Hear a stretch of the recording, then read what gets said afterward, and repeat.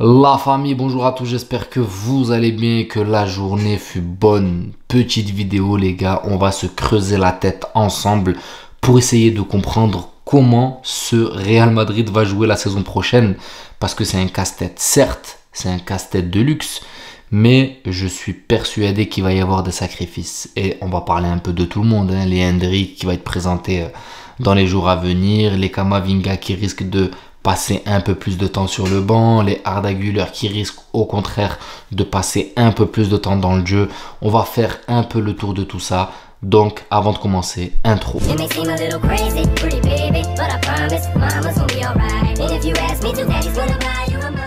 Bon, les amis, comme je vous l'ai dit, nous sommes confrontés à un problème de luxe. Il n'y a que au Real Madrid où tu as vraiment ce cas de figure où tu as beaucoup trop de joueurs à des postes où il y a énormément de concurrence, et je parle beaucoup de ce milieu de terrain parce que l'attaque elle est en train de se dessiner. On va pas se mentir. Devant, en pointe numéro 9, Kylian Mbappé, parce qu'il ne prendra jamais la place à Vinicius, il le sait très bien et il a dit lui-même qu'il est capable de jouer sur tout le front de l'attaque. Pour moi, il ne fera jamais sauter Vinicius côté gauche parce qu'il est injouable. Donc, en numéro 9, on restera bien sûr sur Mbappé. Côté gauche, bon, il n'y a pas de débat, les gars. Vinicius, si encore il continue dans son ascension, pardon, donc il restera sur son côté gauche. Peut-être qu'il dézonera pour faire, on va dire, une attaque hybride un petit peu avec peut-être Mbappé. Et à droite, pour moi, ça sera un Rodrigo. Pour moi, cette attaque, elle est en train de se dessiner. Et vu la confiance qu'accorde Ancelotti à Vinicius et Rodrigo, pour moi, elle ne bougera pas. Les deux Brésiliens resteront sur place, accompagnés d'Mbappé en pointe. Maintenant, là où, pour moi, il va y avoir un petit problème, ça sera au milieu de terrain. Parce que là, on a, pour moi, un joueur qui est intouchable, qui est Valverde. Valverde, il est intouchable, accompagné de Bellingham. Maintenant, tu as Tchouaméni et Camavinga qui sont potentiellement, on va dire, touchables. Maintenant, on connaît le rôle de Tchouaméni, ce rôle de MDC un peu dans l'ombre qui vient mais qui ratisse devant la défense. Et ce rôle, tu as un Camavinga qui le fait mais qui ne l'assure pas comme Tchouaméni. Tchouaméni reste vraiment dans ce rôle de MDC alors que Camavinga, lui, a plutôt tendance à beaucoup se projeter vers l'avant pour pouvoir apporter de la verticalité. C'est très bien, c'est tout à son honneur.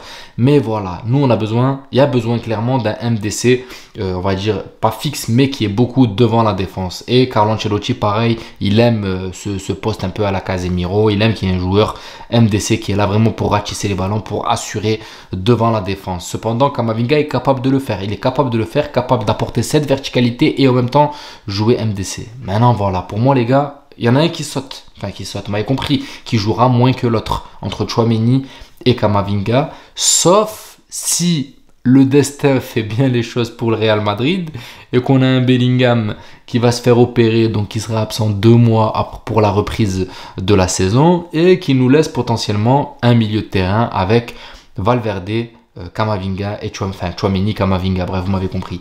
Mais ça fait que reporter le problème, ça fait que reporter le problème. Et le problème est toujours là, c'est que pour moi au milieu de terrain, et là j'ai parlé de joueurs titulaires, hein, j'ai pas encore incrusté Arda Güler dans le tas parce que Arda Güler qui est en train de monter en puissance, on l'a bien vu avec son euro avec la Turquie, il a été monstrueux avec sa patte gauche. Moi franchement, en ayant suivi la Turquie, il a montré de très belles choses et il est capable de faire de grandes choses avec cette équipe du Real Madrid. Donc Arda Güler à surveiller, qui sera sous la loupe. Et il y en a un autre les gars qu'on ne peut pas oublier, c'est Brahim Diaz. Mais lui, il y a une vidéo spéciale que je vais tourner pour lui parce qu'il y a beaucoup de choses à sortir sur son football. Son football qui est... pour moi, il est beaucoup sous-coté, Brahim Diaz, alors qu'il pourrait apporter énormément à l'équipe. Il est très très sous-coté et c'est un joueur qu'on a tendance à oublier, qu'on fait un peu nos compos, mais il ne faut pas l'oublier parce que lui, je vous le dis, il est très important et c'est un joker de luxe. Maintenant, est-ce que ce rôle de joker va lui convenir indéfiniment? Peut-être qu'à un moment, il va se dire, écoutez, moi, j'en ai marre d'être une doublure et il faut que j'aille... Par contre, si à chaque fois que tu le rentres, le mec te met un but, est-ce qu'il pourrait peut-être faire sauter quelqu'un? Je vois pas qui, hein, parce que... Voilà, on a nos joueurs titulaires au milieu de terrain, mais Brahim Diaz, c'est quelque chose aussi. Il peut peut-être faire sauter Rodrigo, parce qu'on l'a bien vu que sur le côté droit, Brahim Diaz, il a mis un petit peu le bouillon à Rodrigo. Et Rodrigo, il a de la chance d'avoir la confiance de Carlo Ancelotti, mais quand Brahim Diaz est au niveau, et d'ailleurs il a été au niveau pratiquement dès qu'on lui a demandé toute la saison. Et Rodrigo a eu tendance à amoindrir un peu son jeu. Et on l'a vu même avec la Copa. Voilà, ça, on n'a pas eu un Rodrigo de feu. Donc ce milieu de terrain pour moi est quand même un peu trop garni. Et bon, c'est bien d'avoir plus de joueurs que pas assez de joueurs. Mais maintenant, est-ce que ça va pas créer un petit peu de... Voilà, de discorde, vous m'en direz. Ah, et j'ai oublié Modric, Bref, on est encore dans la période de mercato, on verra ce qui risque de se passer. Modric a prolongé. Donc voilà, défensivement, bon, Carvajal, les gars, on va pas se mentir, ça bouge pas. Carvajal, ça bouge pas. Là, il fait une saison de psychopathe. Il a ce rôle capitaine secondaire qui lui va à merveille. Donc pour moi, les gars, Carvajal, c'est un pilier. En doublure, Lucas Vazquez qui a prolongé une année. Pour moi, c'est correct parce que Lucas Vazquez aussi a montré une saison plutôt correcte. En étant une doublure, il a montré une saison plutôt correcte. En défense centrale, maintenant, Rudiger, Militao, c'est ce qui dessine, c'est ce qui se dessine. Alaba de retour.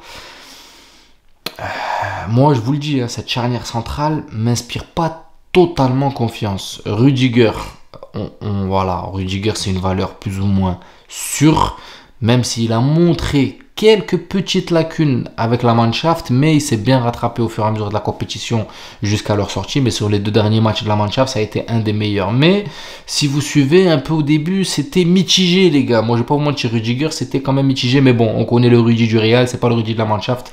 Quand il est là, il y a l'écusson après qui fait son travail.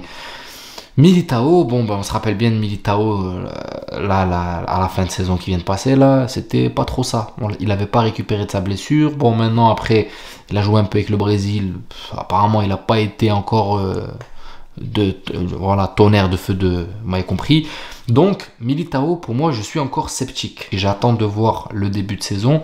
Mais le Real Madrid a laissé filer Leny Yoro à Manchester United. C'était censé être un joueur sur qui on devait s'appuyer sur cette défense centrale. Maintenant, il n'y a plus personne, jusqu'à là, à l'heure actuelle, on n'entend rien. Parce que pour moi, il n'y a plus personne qui est visé pour la défense centrale. Donc attention à cette défense centrale qui peut être très fébrile. Bon, il y a encore peut-être quelques joueurs de la Castilla ou en l'occurrence Tchouaméni qui peut descendre d'un cran. Mais voilà, Militao, Rudiger, comme je vous l'ai dit, valeur sûre. Militao, c'est pas encore une valeur sûre. Il l'a été, mais quand tu te fais les croisés, c'est très compliqué de revenir à un très très haut niveau. Il va le faire, hein, et j'espère qu'il y arrivera parce qu'il y a Pintus derrière pour assurer les arrières. Mais c'est difficile de revenir quand même des croisés. Alaba, c'est la même chose, les gars, très compliqué. Surtout à un certain âge, encore, tu dis Militao, il est jeune, il y a encore un peu le coffre. Mais Alaba, revenir des croisés, c'est très compliqué. Même si ça se fait, mais à cet âge-là, c'est quand même un peu plus compliqué. Et à gauche, pour l'instant, on a encore Mendy qui est là, qui est une valeur sûre, mais c'est le seul. C'est le seul, à part Fran Garcia. Mais bon, Fran Garcia, on sait que...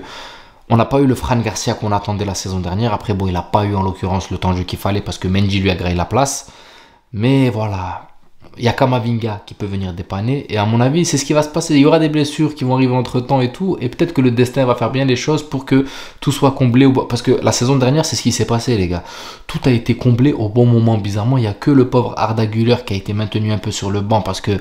Voilà, c'était le plus jeune, les anciens étaient encore là, il fallait aller assurer des objectifs. Donc c'est le seul un peu qui n'a pas un peu profité des blessures un peu des autres. Mais sinon, si vous regardez bien, Courtois est blessé, bam, Lounine a pris la place, même s'il y a eu Kepa qui arrive entre temps.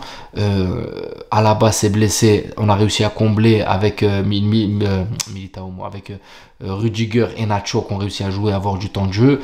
Pareil, Tchouaméni qui a pu prendre des places quand Nacho faisait un peu de la merde parce que des fois il a disjoncté. Vous vous rappelez ce match contre Girona.